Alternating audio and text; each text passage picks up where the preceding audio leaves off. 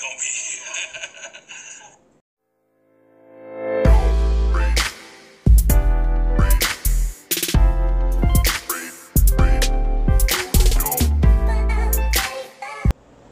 Welcome back to KHTV. It's your man King Howie, back with another video. And let's get into it, man. Did Magic Johnson lie to Laker fans? That is one of the questions that have been running through my mind since his resignation and departure. And I love Magic. I love Magic Johnson. To me, he is probably top 3 greatest Lakers of all time. You know what I'm saying? Up there with Kobe Bryant and Kareem Abdul-Jabbar, aka Lou Alcindor. You know, Magic's career has been phenomenal. You know, 9 finals appearances, to walk away with 5 championships, an MVP. You would think that Magic knew what he was doing, but that wasn't the case. Let's take it back to 2017. I hear you're an advisor for the Lakers, and now Ramona Shelburne is saying that you will be a part of discussions before the trade deadline. Magic, how are you going to fix it? Well, No pressure. It's going to take some time, Molly. It's going to take years because you have to first get a strategy, number one. Understand what mistakes we made in the past and own up to those mistakes, because we got to hold people accountable, and that's what this is all about. And so if you understand the mistakes in the past, then you got to develop the young players that we have, because today's NBA is different than my NBA. And player movement is a little tougher today. So when we think about the Lakers, we made some mistakes. We made a lot of mistakes. So we can't make those mistakes moving forward. And so now I'm here with Jeannie Buss, who brought me in. And I'm trying to make sure that I give her the right advice, as well as, for the first time this Monday after the All-Star break, I sit down with Jim and Mitch, so we'll see what happens. Let me be very, very clear. I'm ecstatic that you're back involved with the Lakers, but I'm not satisfied. In my opinion, advisor is not good enough. I think you need to be making the final decision on basketball-related matters, meaning you should be the president of basketball operations. A, are you interested in that title? And B, do you have the time, considering all the bitches that you're involved? Or would you pull a Phil Jackson? Would you pull a Phil, or would you have the time to do it right? No, if I took on the role, and yes, I do want it, but if I took it on, I would definitely give 150%, because I have other people to run my businesses. We're in a place now that I don't have to be there, but I would have to be with the Lakers every single day, because we got to come up with a strategy that will help us get back in the next 3 to 5 years, back hopefully in really contention, and also be competitive with the Golden States, with the San Antonios, with the Houstons, all Clippers, all the good teams in the West, Memphis, on and on and on. Magic, you talk about player movement being harder nowadays, and the Lakers are always star-driven. You and Kareem and Kobe and Shaq, and before that, Wilt and Jerry West and everything. So, but you don't have to start with a star if you have a good enough foundation that attracts stars. So my question to you is, D'Angelo Russell, Brandon Ingram, and Julius Randle were all top 7 picks at least. Randle went 7th overall, and they had a couple of 2s. Are any of those guys potential cornerstones of a franchise? Do you see any superstar potential there? Or are they just the kind of pieces that either get traded for a guy like that or make it attractive for a guy like that to play with them? Max, they have the potential to be a star. We don't know the superstar. When you start saying superstar, that's another level. But we have to wait another year to see that, because it's just like Steph Curry. He didn't start off being Steph Curry. He developed into this Steph Curry, and on and on and on. James Harden, you can take a number of players that started here but grew into their stardom. And what do you have your eye on? Well, I think Randle, if he can get his right hand, he can be a star. I think D'Angelo has star talent. So now he has to get in the gym and go to work. And then Brandon Ingram, he's amazing. Because I don't know if he's going to be a superstar, but I think he's definitely going to be a star. Because he can do a little bit of everything. He's almost like a Scottie Pippen. A defense, he can score, block shots. Let me tell you why I didn't bring up any of the players. None of them are worth talking about. And it's not because of their talent. you and I have vibed about this many, many times over the years in terms of leadership and the organization. And your involvement with the Lakers, the reason why I'm zeroed in on that so intimately is because I'm thinking Jeanie Buss, business. I'm thinking Jim Buss, basketball. Right. And what they're trying to say is that's what Daddy wanted. We know how much Daddy loved you. Right. So I'm wondering how fluid the transition to the Lakers is going to be for you because of the relationship between Jeanie and Jim and the dysfunctionality that has created throughout the league, at least image-wise. You got people talking about them all the time about how that's not an environment anybody wants to walk in. Well, that's a good point. And from here on out, it has to be one message, one team, one voice. Because if it doesn't come to that, the losing continues. And I can't step in between Jim and Jeanie. That's their thing. Jeannie's got to handle that, right? And so I have to just do my role and do my part. Now, once we sit down, I can tell you more. Because Jim and I haven't sat down face to face yet. Of course, I sat down with Jeanie, but not with Jim. So you're right. And it's the truth. It's truth to that too, what you just said. So now they have to take care of that, Stephen A.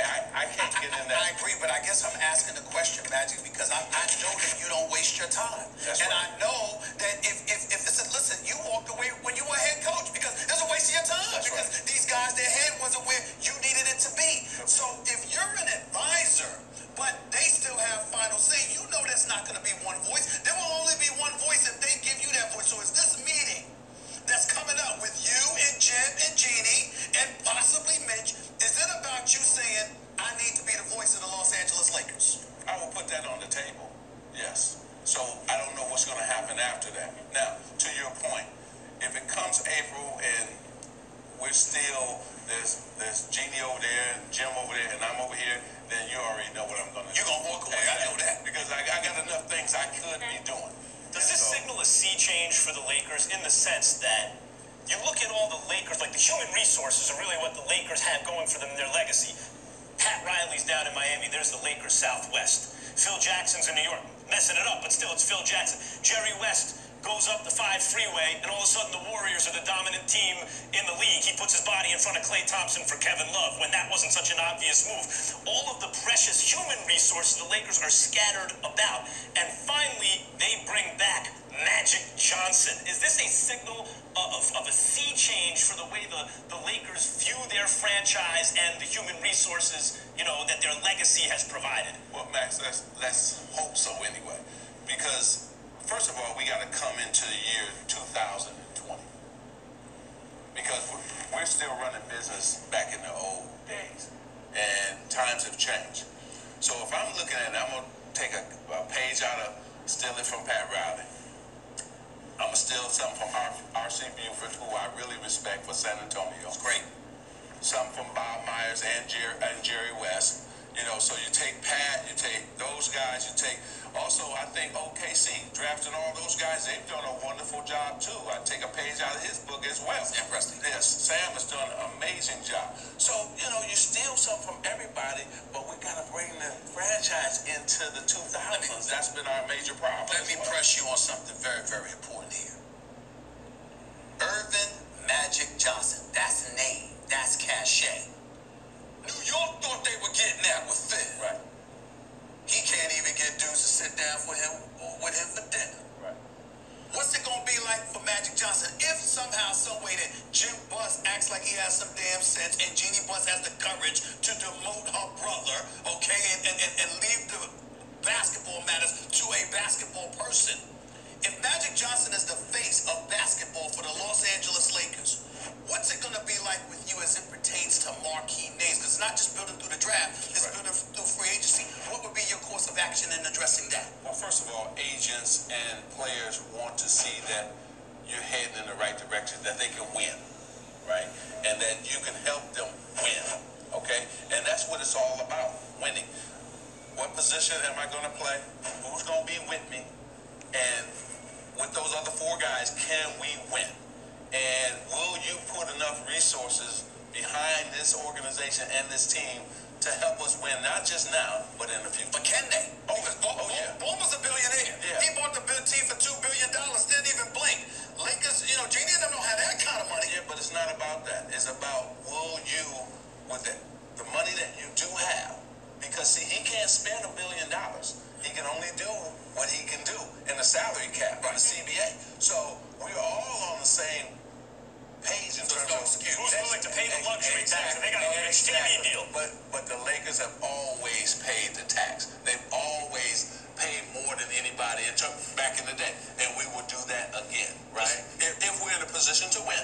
When you look around at the NBA landscape now, people are calling Porzingis a unicorn for the Knicks, but like Antetokounmpo, the Greek freak, Yes. but like you have guys. You and Larry Bird, especially you at the point guard, 6'8", 6'9", doing all these things. Now you have guys almost 7 feet tall who can run the point and shoot from 3 as like 20-year-olds and stuff. Those are the kind of guys I imagine you need one guy like that to take you to the next level. When you survey the landscape in the NBA, I don't know if you can say this now if you're an employee of the team, if it's tampering, but who are you the biggest fan of all the young up-and-coming talent, all the young up-and-coming unicorns in the NBA today? Well, you're right. I can't say those things anymore. You can't do it. Exactly. Because it's tampering. But I will say this. The NBA is in a good place. We have so much young and unique talent. Can I throw? Yes. Yeah, one thing I want to throw at you. Bleacher Report had said, a source said Anthony Davis said he and Russell Westbrook would like to come to the Lakers down the road. Would that be a championship combination? I can't speak to no man, but I would say this, that if Magic Johnson is in that seat, guys are going to want to come play. No, because I know business. I know how to win. And I'm going to tell you something about the Lakers that's different from any other organization. You put that purple and gold on. Right now, we're third. Yep. Third worst. No, third in, when you talk about sports paraphernalia, T-shirts and all of that. Still, right? Still third, yeah. Still third, That's right? impressive, yeah. When you think about that brand, it's a worldwide brand, too. And so, Kobe Bryant was worldwide, right? Would you get Kobe to help? Oh, first call I'll make if I'm in charge, Kobe Bryant. Because Kobe understands winning. He understands also these players, and so I would call, what role you want, bro? If you got a day, just give me that day. I take that. Whatever time he has, I want him to come and be a part of it. Well, first of all, I spoke to Kobe Bryant. Whatever Magic Johnson and the Lakers need, he will do that. Let's make sure we get that out the way. He's a Laker for life. That's what Kobe is going to do. Whatever he can to help. And he likes being behind the scenes than in front of the camera. So that's the business Kobe that's coming by here. But I go to this point because you say guys are going to want to play. And by the way, Magic Johnson couldn't answer that question. I'll answer it for you. Okay. Russell Westbrook and Anthony Davis together is championship caliber. Everybody knows that. Now back to you. When I think about the Lakers, and I'm thinking about the role that you're going to play, the one person I do like is Luke Walton. Yes. You can comment about that. That's right. How do you feel about Luke Walton? When we talk about now, moving forward, he's the one component with the Lakers I actually really, really like. And I think the one key addition that we can pat all of them on the back for, right? Yes. Jim, Mitch, because Luke is today's player's coach. That's right. See, he understands the offense that he needs to run. He can bring out the talent of these guys in terms of running that offense because players want to be put in a position that they can win. Luke Walton can put them in that position. And then last but not least, he's a gym rat. Luke loves to be in the gym. So he's going to work guys out. What time you want to work out? Before practice, after practice, off days. Luke will be in the gym. And so he's a winner. And so I think that I'm excited to work with him. I've already talked to him on the phone. They've been on the road for the Grammy week. We're always gone for about 2 weeks, but they're back home now tonight. But I'm looking forward to working with them. And guys respect him. They respect him, Max, and Luke Walton's the kind of guy that he easily ingratiates himself with talent, Yes. but he will hold them accountable. Like when they got blown out by about 4 pretty much, Magic Johnson lied to Laker fans. We had a chance to get LaMarcus Aldridge, didn't happen. We had a chance to get Paul George, didn't happen. You know, knowing LaMarcus Aldridge wasn't under the direct power of Magic Johnson when he was there, that's more of a Mitch Kupchak and Jim Buss screw up. But, you know, you could say the Paul George thing not falling into place is his fault. And the whole Anthony Davis fiasco. And the way Magic Johnson stepped down was just outright wrong. But Stephen A. Smith put it out there. He said, if you're not feeling it, Magic, you going to step out. And that's exactly what Magic did. Where do the Lakers go from now? I don't know, man. But basically, all I could say is that part of the problem was bringing LeBron James here. I think that once LeBron James came here, Magic got off the plan that he had for the Lakers and decided to run with the LeBron James effect. And that's exactly what we're running into now. You could go through my videos and find a LeBron James effect of how he ruins teams. But in spite of him ruining teams, he did bring two teams championships. So I hope it works out for the Lakers like that. But Stephen A. Smith pretty much put it out there in the air. He said some things that Magic Johnson should have paid attention to, like the whole thing with Jeannie Buss and her brother. Not to say Magic Johnson didn't know that was going on. I just think by Magic Johnson not communicating with Jim Buss, because he did say their relationship, he didn't have a relationship with him. So all of those small little things, small relationships that are not intact with each other, and all of the, you know, just not working together, all of that stuff matters. But I feel Magic Johnson lied to Laker fans, just straight up. And I was backing Magic. I was standing behind Magic. I was the one, you know, saying in Magic we trust. I believed. I mean, Magic did what he said he was great at, and that was closing the deal, because he really fucking sold me. I bought all of the motherfucking Magic bullshit. But hey,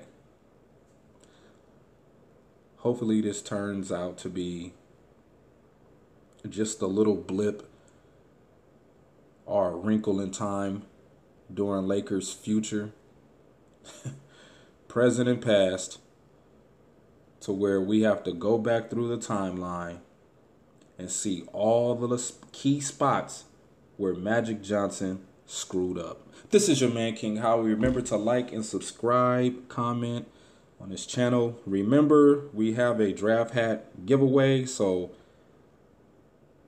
I'm out.